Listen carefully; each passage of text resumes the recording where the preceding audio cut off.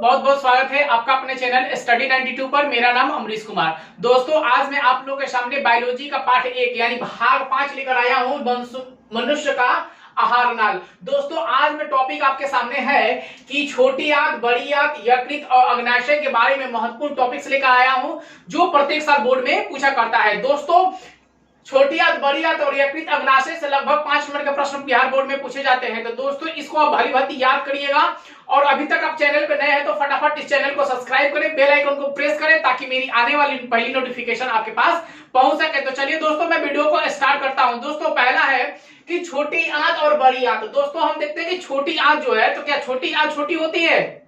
बताइए, छोटी आंत छोटी नहीं होती है। छोटी आंत बड़ी होती है, लेकिन बड़ी आंत क्या होती है? छोटी होती है। देखिए, छोटी आंत का लंबाई जो है दोस्तों कितना है कि लगभग 6 मीटर, लेकिन वही जो होता है कि बड़ी आंत का लंबाई कम होता है, ठीक है, और व्यास उसका अधिक होता है, इसका व्यास क्या होता है? कम होता है। तो चलिए हम पहले चलते हैं। पहला पॉइंट है मेरा कि छोटी आंत क्या होता है, छोटी आंत किसे कहते हैं। यहां से रिलेटेड बहुत सारे प्रश्न जो उठ के आएंगे बाहर, उसे जरूर याद करिएगा और जरूर समझिएगा कि छोटी आंत होता है। देखिए, छोटी आंत आहार नाल का सबसे लंबा भाग है। दोस्तों, छोटी आंत जो है वो आहार नाल का सबसे लंबा भाग है। यह बेलनाकार रचना है। इसका रचना कैसा होता है? तो दोस्तों देखिए, यहाँ मैंने फिगर बनाया है, इसे आप देखिए थोड़ा सा ध्यान से दोस्तों कि यह छोटी आंत का फिगर है, यह बेलनाकार होता है, ठीक है दोस्तों। ये कैसा होता है? तो बेलनाकार होता है। इसी भाग से पाचन की क्रिया पूर्ण होती है। दोस्तों, यही जो भाग होता है, इसी से क्या होता है? भोजन का पाचन की क्रिया शुरू होती है। मनुष्य में इसकी लंबाई कितना होता है दोस्तों? 6 मीटर। दोस्तों याद रखिएगा, छोटी आंत की लंबाई कितने सेंटीमीटर तक होती है, कितनी मीटर तक होती है दोस्तों? तो 6 मीटर तक इसकी लंबाई होती है और चौड़ाई कितनी होती है? 2.5 सेंटीमीटर, यानी 2.5 सेंटीमीटर इसकी क्या होती है? चौड़ाई होती है, ठीक है दोस्तों। तो यहां हम चलते हैं सबसे पहले कि छोटी आंत की तो आपने फिगर देख लिया कि बेलनाकार होता है, लेकिन महत्वपूर्ण पॉइंट्स यहाँ पे हम निकालेंगे और समझेंगे यहां से, ठीक है दोस्तों। तो हम जानते हैं कि यार कि इसको क्या बोलते हैं दोस्तों? इसको बोलते हैं मुख गुहा। क्या बोलते हैं दोस्तों? इसका नाम है मुख गुहा। इसका नाम दोस्तों, इसके पहले की वीडियो में आप लोगों को चर्चा किया था कि इसका नाम क्या होता है, तो लाल ग्रंथि है। यह दोस्तों क्या है? तो ग्रसनली है, जिसकी लंबाई कितने सेंटीमीटर होती है? 12 सेंटीमीटर होती है, ठीक है दोस्तों। अब यहां से ग्रसी से ग्रास नली यहाँ आता है, ग्रास नली इसको बोलते हैं, ठीक है दोस्तों। ग्रास नली से भोजन कहां की ओर आता है? तो छोटी आंत में प्रवेश करता है, ठीक है। छोटी आंत में भोजन क्या करता है कि प्रवेश करता है और यहीं से भोजन का पाचन क्रिया आरंभ होता है, ठीक है दोस्तों। तो कुछ फिर मैंने पॉइंट यहां रखा है, इसको आप याद रखिएगा कि शाकाहारी जंतुओं में छोटी आंत की लंबाई अधिक होती है। दोस्तों, छोटी आंत शाकाहारी जंतुओं में क्या होती है? अधिक होती है, और मांसाहारी जंतुओं में छोटी आंत क्या होती है?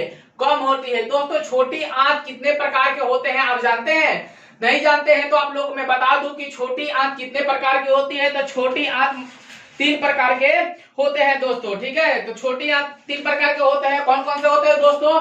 तो ग्रहणी होता है, जेजुलम होता है, इलियम होता है। दोस्तों 3 मैंने बताया आपको सामने, कौन कौन? ग्रहणी, जेजुलम और इलियम 3 प्रकार होते हैं छोटी आंत के। चलिए इसके बाद में आप लोगों को इसका पूरा डिफिनेशन, इसको पूरे तरीके से बता दूंगा कि ग्रहणी, जेजुलम और इलियम क्या होता है। तो दोस्तों आप जानते हैं कि ग्रहणी, इलियम, जेजुलम क्या होता है। तो दोस्तों याद रखिएगा कि ग्रहणी जो है वह आंत का पहला भाग है। दोस्तों, छोटी आंत का ग्रहणी जो है वो पहला भाग है, यानी कि यहाँ उसका पहला भाग है, ठीक है। उसके बाद दूसरा है दोस्तों जेजुलम। छोटी आंत का यह क्या है? मध्य, यहाँ होता है दोस्तों मध्य क्या होता है? यहाँ होता है। और तीसरा जो अंतिम है, जो भोजन को पचाने का कार्य करता है, ठीक है दोस्तों। इसको हम बोलते हैं, पहला को मध्य भाग बोलते हैं, यानी इसको हम बोलेंगे ग्रहणी, ठीक है दोस्तों। इसको क्या बोलेंगे हम? ग्रहणी बोलेंगे। मध्य भाग को हम बोल सकते हैं जेजुलम, ठीक है। उसके बाद तीसरे को हम भाग को बोल सकते हैं इलियम, ठीक है दोस्तों। आप देखिए कि क्या होता है, ग्रहणी भोजन को क्या करता है? ग्रहण करता है। ग्रहण करने के पश्चात जेजुलम में भेजता है, ठीक है। जो जेजुलम जो तो है मध्य भाग होता है उसका, जेजुलम से खाना कहाँ आता है, इलियम में आता है। इलियम क्या करता है, भोजन को पचाने का कार्य करता है। दोस्तों आप जानते हैं कि एक बीमारी का नाम आप जानते हैं कि अप्रेंडिस होता क्या है, अप्रेंडिस का नाम जानते हैं आप, नहीं जानते हैं तो जान लीजिए कि अप्रेंडिस हमारे दाहिना साइड के छोटी आंत के जस्ट ऊपर यहां पर विराजमान रहता है।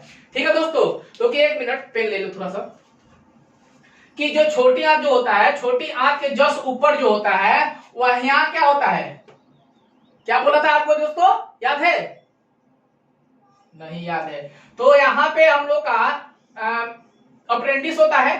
ठीक है, तो अप्रेंटिस यहीं से शुरू होता है, तो यहां पहला भाग हुआ ना अप्रेंटिस का, तो अप्रेंटिस होता क्यों है, कैसे हो जाता है, और फिर वो आकार रूप धीरे धीरे कैसे बदल के उसका ऑपरेशन भी करना पड़ता है। जब तक ऑपरेशन नहीं होता है तब तक क्या होता है कि अप्रेंटिस बीमारी ठीक नहीं होती है। तो अप्रेंटिस बीमारी होता क्या है, तो देखिए खासकर कितने छोटे छोटे बच्चे होते हैं जो पत्थर को, मिट्टी को खा लेते हैं, या हम ही जो है क्या करते हैं कि थोड़ा सा कंकर वाला कहीं पानी हम लोग पी लेते हैं, तो वह पानी जाके कहां होता है, छोटी आंत के ऊपर क्या होता है, जम जाता है, कंकर थोड़ा सा जम जाता है, और वह धीरे धीरे धीरे धीरे करके एक बेलना आकार के रूप धारण करते हैं, यानी कि ऐसे आकार धारण कर लेता है। जब ऐसे आकार धारण कर लेगा तो छोटी आंत के जस्ट ऊपर ही रहता है, जिसके कारण खाना क्या होता है, मेरा पचता नहीं है, और हमेशा क्या होता है, मल पेट में पड़ जाता है, जिसके कारण हमें बहुत सारी परेशानी झेलना पड़ता है। तो इसका ऑपरेशन करने के बाद ही हम पूरी तरह से अपने पेट को फिट फाट कर पाते हैं। ठीक है दोस्तों, तो यहाँ समझ लें कि ग्रहणी का कार्य क्या होता है, जेजुलम का कार्य क्या होता है, इलियम का कार्य क्या होता है।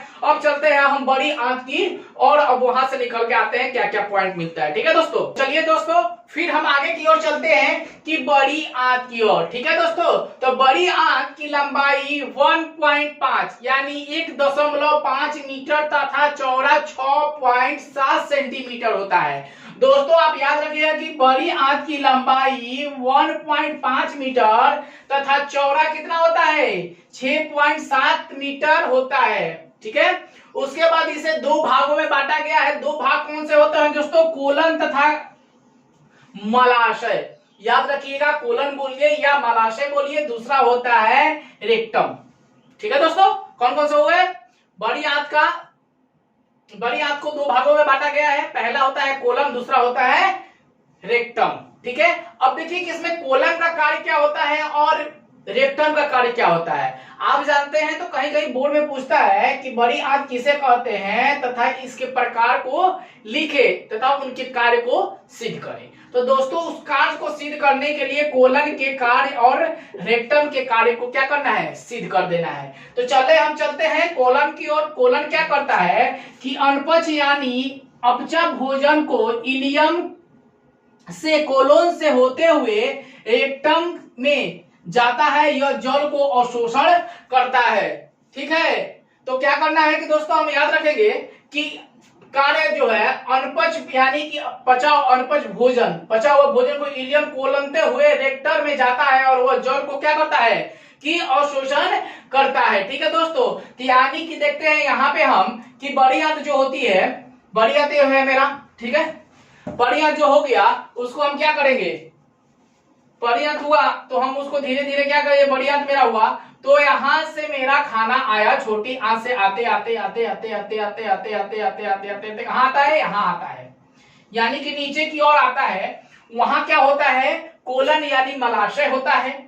उस मलाशय को क्या करता है, जल को वह क्या करता है, पहले अवशोषण कर लेता है, अपने ओर खींच लेता है। खींचने के बाद धीरे धीरे धीरे धीरे घूमते घूमते घूमते घूमते यानी कि रिफाइन मेरे शरीर को करते करते वह कहां चला आता है, मलाशय द्वार के पास चला जाता है, यानी कि रेक्टम के पास चला आता है। यानी रेक्टम का कार्य क्या है, पानी को अवशोषित किए गए जल को मल द्वार के से समय समय पे बाहर निकालता है। यानी कि मलाशय जो है, बाथरूम होना, टॉयलेट जाना, वो किसकी क्रिया के फलस्वरूप होता है, रेक्टम की क्रिया के फलस्वरूप होता है, जो समय समय पे क्या करता है, मेरे शरीर से अपशिष्ट पदार्थों को क्या करता है, बाहर की ओर निकालता है। तो यह बड़ी आंत का मेन कार्य है कि मलाशय को क्या करना, शरीर से बाहर निकालना, हमारे शरीर को स्वस्थ बनाए रखना किसका कार्य होता है दोस्तों, तो बड़ी आंत का कार्य होता है। ठीक है, चलते हैं हम आगे की ओर, यकृत और अग्नाशय जान। तो चलिए फिर आगे की ओर चलते हैं कि यकृत के बारे में जान लेते हैं और अग्नाशय के बारे में जानेंगे। ठीक है दोस्तों, 2 पॉइंट है मेरा, यकृत और अग्नाशय। यह शरीर की सबसे बड़ी ग्रंथि होती है। यकृत जो होती है वो क्या होती है दोस्तों, यह शरीर की सबसे बड़ी ग्रंथि होती है। इसकी भार 1.5 केजी यानी कि 1.5 केजी जो उदर गेहा के ऊपरी दाहिनी भाग में अवस्थित है, यानी कि इसका भार कितना होता है दोस्तों, तो 1.5 किलो का होता है यकृत। यह कहाँ स्थित रहता है, तो ऊपरी दाहिनी भाग में स्थित रहता है, यानी कि हमारे हाथ जो है उसके दाहिना साइड जो देखिएगा वहां नीचे में पेट में क्या होता है, लीवर होता है, जो वहां अवस्थित रहते हैं। यकृत कोशिकाओं से पित्त की स्राव होता है। दोस्तों यकृत जो है वो कोशिकाओं से पित्त की क्या करता है, स्राव करता है। पित्त गड्ढा एवं हरा रंग का होता है। पित्त आप देखे हैं दोस्तों अपने पेट में, पित्त कैसा होता है नहीं देखे होंगे तो यह याद रख लीजिए कि जैसे खांसी उसी खरीदिएगा या मुर्गा देखिएगा तो उसके जो हॉर्ट होता है ना, लीवर होता है, लीवर के जस्ट बगल में क्या होता है कि एक पित्त होता है जो बिल्कुल छोटा सा होता है, हरा कलर का होता है, वह क्षारीय होता है, हरा रंग क्षारीय द्रव है, जो फूट जाता है, फट जाता है तो आदमी मर भी जाता है और वो तो बहुत ज्यादा हानिकारक भी होता है। ठीक है, इनमें कोई एंजाइम नहीं होता है, पित्त में कोई भी एंजाइम नहीं रहता है। दोस्तों बोर्ड में पूछा था क्वेश्चन कि पित्त की थैली में कौन सा एंजाइम होता है, तो इसमें आप डालिएगा कोई एंजाइम नहीं होता है। ठीक है दोस्तों, तो आप यकृत के बारे में अच्छी तरह से समझ लीजिए। उसके बाद हम चलते हैं अग्नाशय की ओर। अग्नाशय के ठीक नीचे तथा ग्रहणी को घेरे पीले रंग की एक ग्रंथि होती है। घेरे हो गया, सॉरी दोस्तों, गड्ढे होना चाहिए, गड्ढे पीले रंग की एक ग्रंथि होती है जो अग्नाशय कहलाती है। ठीक है दोस्तों, क्या कहलाती है कि अग्नाशय के ठीक नीचे तथा ग्रहणी को घेरे पीले रंग की एक ग्रंथि होती है जो अग्नाशय कहलाती है। अग्नाशय में अनेक पतली पतली नलिकाएं होती है, एकदम बिल्कुल पतला पतला नलिकाएं होता है जो आपस में जुड़कर एक बड़ी अग्नाशय वाहिनिका बनाती है। दोस्तों आज मैं टॉपिक यह समाप्त करता हूं, बिल्कुल यह पार्ट मेरा क्लियर हो चुका है, खत्म हो चुका है। दोस्तों अगर मेरी वीडियो आप लोगों को अच्छी लगती हो तो मेरे चैनल को सब्सक्राइब करिएगा, बेल आइकन को प्रेस करिएगा, एक लाइक बटन को दबाइएगा। अगर मेरी वीडियो आप लोगों को पसंद नहीं पड़ती हो तो अनलाइक जरूर करिएगा, क्योंकि लाइक करिएगा तो मेरा हौसला अफजाई होगा, अनलाइक करिएगा तो इससे बेहतर मैं वीडियो बनाकर आपको दूंगा। ठीक है दोस्तों, तो चलते चलते एक बात बोल देता हूं दोस्तों कि इसको क्या करिएगा कि मेरे जितने भी वीडियो हैं उनको क्या करिएगा, बाई बाई से एक ही करके देखिएगा और याद करिएगा ताकि आप बिहार बोर्ड में अच्छा स्कोर कर सके। ठीक है दोस्तों, गुड बाय, धन्यवाद।